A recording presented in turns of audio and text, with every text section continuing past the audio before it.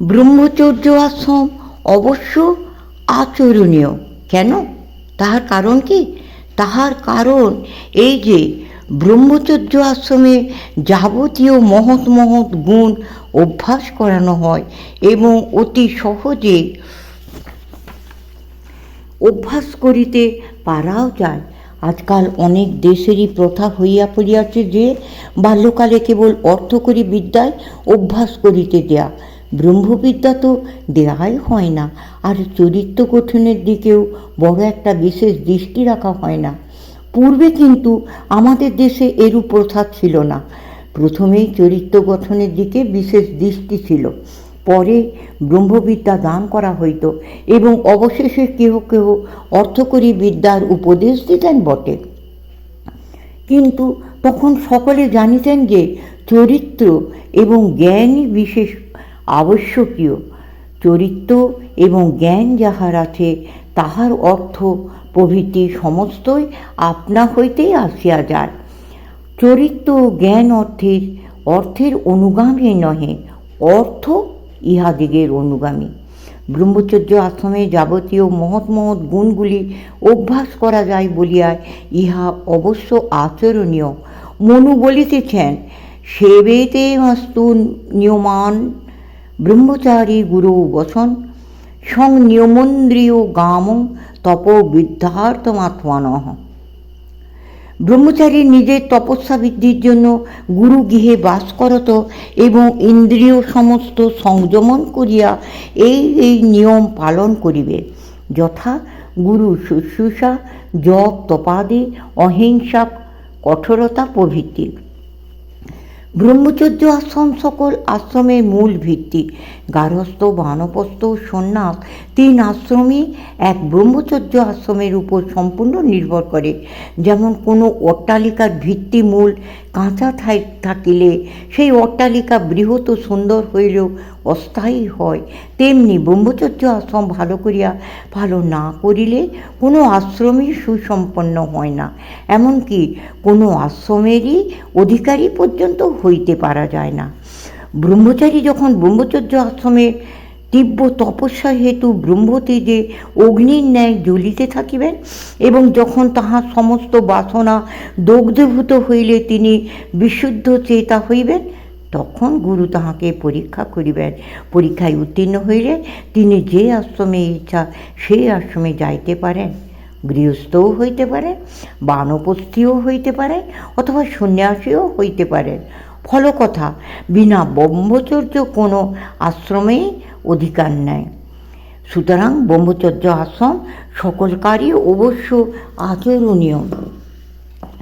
ব্রহ্মচর্য এত উচ্চ, এত মহৎ ও এত আবশ্যকীয় যে ইহা কেবল প্রথম আশ্রমের নাম নহে। ব্রহ্মচর্য যে কেবল বাল্যকালেই পালন করিতে হইবে তাহা নহে।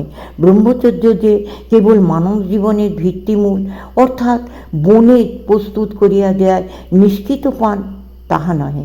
ব্রহ্মচর্যের কার্য যে কেবল মানব জীবনে প্রথম সোপানে শেষ হইয়া যায় তাহা নহে। ইহার কার্য মনুষ্যের যাবৎ জীবন ব্যাপিয়া থাকে। বিনা চুনসুরকি যেমন অট্টালিকা নির্মাণ অসম্ভব, তেমনি ব্রহ্মচর্য বিনা মনুষ্য জীবনের গঠন বিড়ম্বনা মাত্র। ইমারতের কোনো স্থানে চুনসুরকির জোর কমিয়া যাইলে ইমারত যেমন সেই স্থলে ভগ্নপ্রায় হয়, সেইরূপ মানব জীবনের কোনো অংশে যদি ব্রহ্মচর্যের জোর হ্রাস পায়, সে স্থলেই সেই জীবনের পতন বলিতে হইবে। ব্রহ্মচর্য আশ্রমে যে সকল গুণ প্রায় সে সমস্তই সকল আশ্রমেই প্রয়োজন হয়। প্রথম আশ্রম বানপ্রস্থ এবং সন্ন্যাস আশ্রমের তো কথাই নয়, এমনকি গার্হস্থ আশ্রমেও ব্রহ্মচর্য অত্যন্ত আবশ্যক। বিনা ব্রহ্মচর্য গার্হস্থ আশ্রম শাস্ত্র অনুসারে যাজন করা একেবারেই অসম্ভব।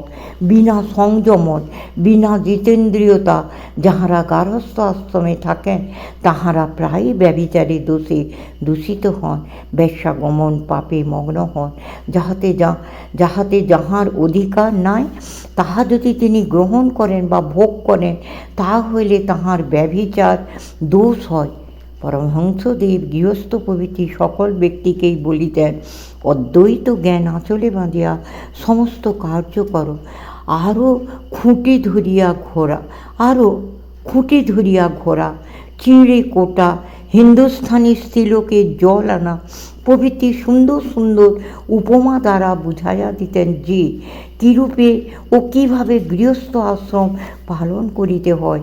তাহা উপদেশ অনুসারে গার্হস্থ আশ্রমে থাকিতে গেলে অগ্রে ব্রহ্মচর্যের বিশেষ অভ্যাস চায়, অগ্রে জিতেন্দ্রিয়তা লাভ করা যায়, সংযমন বিদ্যা অভ্যাস করা যায়। এক কথায় অগ্রে সাধু হইতে হয়। সেই জন্যই কোনো কোনো মতে গার্হস্থ আশ্রমকে সর্বশ্রেষ্ঠ আশ্রম বলে। গার্হস্থ আশ্রম অতি পবিত্র আশ্রম। গার্হস্থ আশ্রম পশুদিগের জন্য নয়, ইহা অতি পবিত্র, ইহা শুদ্ধচেতা ব্রহ্মচারীর নিমিত্ত। ঈশ্বর পশুদিগের জন্য কোনো আশ্রম সৃষ্টি করে নাই।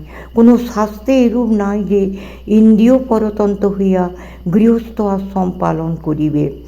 যে আশ্রমে সাধু সন্ন্যাসী এমনকি স্বয়ং নারায়ণ আসিয়া দ্বারস্থ হইতেছেন, সেই আশ্রম কত পবিত্র মনে করুন। সে আশ্রমে কত সাবধানে থাকিতে হয় ভাবুন। বিনা ব্রহ্মচর্য কি ব্রহ্মচারী, কি গৃহস্থ, কি বানপ্রস্থী বা কি সন্ন্যাসী, কারো মঙ্গল নাই, দেশেরও মঙ্গল নাই এবং জগতেরও শান্তি নাই।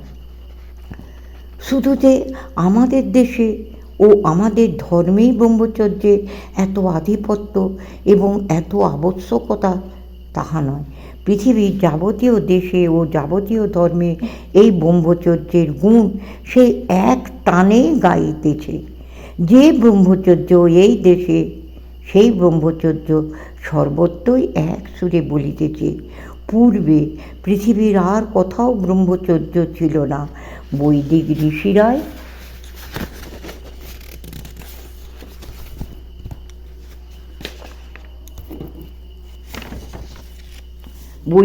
ঋষিরাই ভারতবর্ষে প্রথম ব্রহ্মচর্য স্থাপন করেন।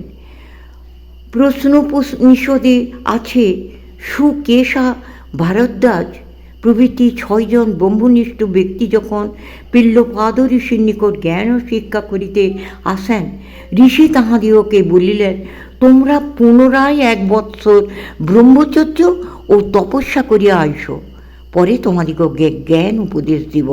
তদ্ব্যতীত ছান্দোগ্যের ইন্দ্র বিরোচন সংবাদে কথিত আছে, প্রজাপতি ইন্দ্রকে 101 বৎসর ব্রহ্মচর্য করাইয়া তবে ব্রহ্ম জ্ঞান উপদেশ দিয়াছিলেন। এই ভারতবর্ষ হইতে সেই ব্রহ্মচর্যের বীজ ইজিপ্ট দেশে নিওপ্লেটোনিস্টদিগের নিকট এবং গ্রিস দেশে পিথাগোরাস প্রভৃতির নিকট যায়। তাহার পরে ক্রমশ ইউরোপের স্থানে স্থানে কিছু কিছু করিয়া ছড়াইয়া পড়ে। এই তো গেল ইউরোপ আফ্রিকার কথা। এদিকে এশিয়ার চারিদিকেও এই ভারতবর্ষই ব্রহ্মচর্য বীজ প্রেরণ করেন। পারস্য দেশে পার্সিগণ এখান হইতেই গ্রহণ করেন। পরে বৌদ্ধগণ নানা দেশান্তরে প্রেরণ করেন। বৌদ্ধগণের নিকট হইতে এসেনিসগণ গ্রহণ করেন। অবশেষে খ্রিস্টানগণ কতক নিওপ্লেটোনিস্টদিগের নিকট হইতে লয়েন, আর কতক এসেনিসদের নিকট হইতে পান। পরে খ্রিস্টিয়ানগণও আর অনেক দেশে ব্রহ্মচর্য প্রচার করিয়াছেন। দেখা গিয়াছে যে যে দেশে এই ব্রহ্মচর্যের বীজ পরোক্ষ বা অপরোক্ষে যাইয়াছে, সেই দেশ হইতে মহৎ মহৎ ব্যক্তি উদ্ভূত হইয়াছেন এবং তাহারা স্ব দেশের ও জগতের যত হিতসাধন করিয়াছেন তত তথাকার আর কেহ করিতে পারেন না। তাহার দৃষ্টান্তস্বরূপ সেন্ট পল ও স্যার আইজাক নিউটন প্রভৃতি মহাত্মাগণকে দেখুন। তাই বলি, যদি কেহ নিজের ও দেশের মঙ্গল চান তো তিনি যে আশ্রমেই থাকুন না কেন, যেন ব্রহ্মচর্য চরণ করিতে না ছাড়েন। ক্রমশ